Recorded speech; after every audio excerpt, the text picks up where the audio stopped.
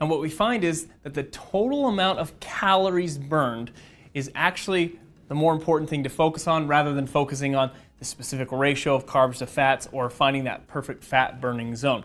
Now don't get me wrong, spending time in zone 2 or this fat burning zone definitely has its benefits that I'm going to mention in just a second. But again, if the goal is just to lose fat, then the focus should mostly just be on total caloric expenditure or the total amount of calories burned.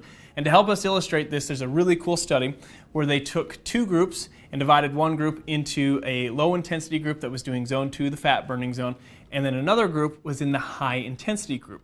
Now what they had to account for in those situations was the amount of time, because most of us have a pretty good idea if we spent 30 minutes at the gym and worked at a really high intensity, and then we spent 30 minutes at the gym and worked at a really low intensity, we know we're going to burn more calories at the higher intensity. So this research study had to account for that. And so the lower intensity group, that zone 2 fat burning group, their exercise time was increased to match the total calories burned by the higher intensity group. And at the end of the study, what they found is that both groups lost fat or weight at the same rate. There was not a significant difference between the two groups.